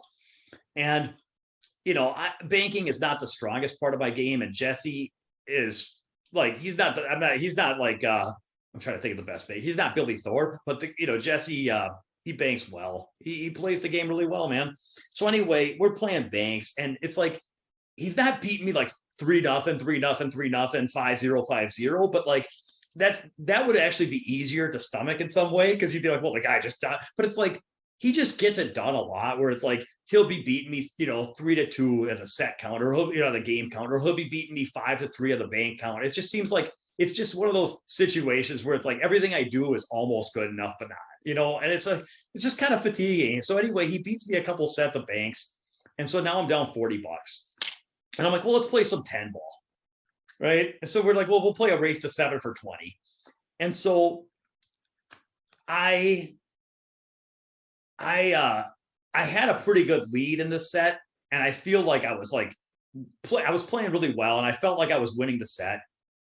And then I think I got a bad roll or two, and Jesse had a good roll or two, and something kind of like won a game. Like, oh, look, I won that game, and look, I won this game. And I'm not saying I was up like 6-0, but I would guess that I was up like 5-2 or something, and things were and all of a sudden some things started going sideways, and some things went good for Jesse, and he runs a few tables, and next thing you know, he comes back and once again beats me at the finish line, and so it was just like And it was a weak moment. I had a weak moment because I'm not usually the kind of person to like, usually like, in fact, this is one of the only times I can ever remember being like a little frustrated after a loss. Like really, I was like pretty frustrated because, Jesse's just been pounded on me and pounded on me. And then I thought I had this one and he comes in, he comes back and pounds on me again. And so I made some kind of comment and I forget what I said, but like Jesse and I are friends and everything. But like, I think I said something like, lucky for you, I have to work tomorrow, and so I have, I don't have time to play anymore. It is like the stupidest thing. Like I'm embarrassed that I even said it, but I was like kind of bitter, and I was just like, well, lucky for you, I have to work, or I run it back, and then and so I shouldn't have said it. I was out of line, and Jesse responded. He looked at me and said, well, if you want, we just play one more set for all of it. Because he kind of responded in like I was kind of like I said something a little snide, and Jesse's like, well, if you want to play one more, we can just bet it all. And all of a sudden, shit got real. Like up until this moment, it was two friends just playing some friendly sets. And all of a sudden, I look around, there's like 4 or 5 guys on the rail that are watching us play. Because when Jesse and I play at the pool hall, sometimes people sit down and watch. So all of a sudden, it went from being 2 guys just sparring around to like, now we're playing a set for 60, double or nothing. And there's people watching and everything got real quiet. Everyone's like, ooh. Right? Is that okay? Before I go on, is that would you correct anything? Yeah, obviously it's not like high stakes or anything, but just the way that it played out, like like we knew, like it's not like it's just gonna like we were angry, but it's just the way that the intensity level, the intensity, and it was just the right amount of people came over to watch. Where all of a sudden it was like, okay, well, we both kind of made our comment.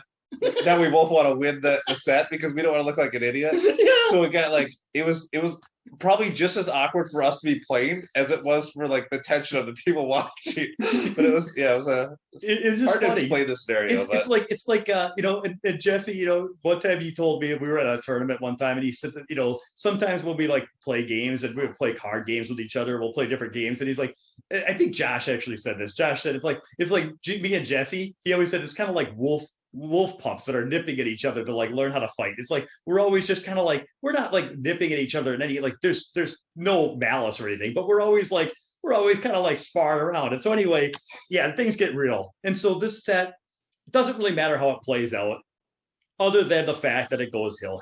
Of course the set goes hill. And somehow I get to the table and I don't remember the whole layout, but I remember this much of it. We're playing 10 ball.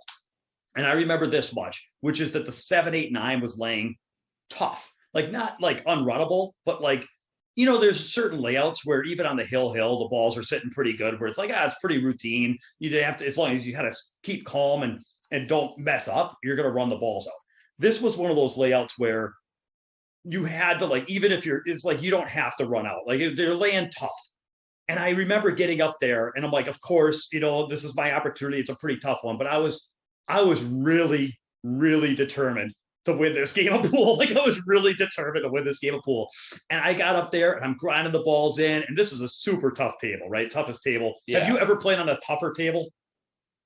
Maybe.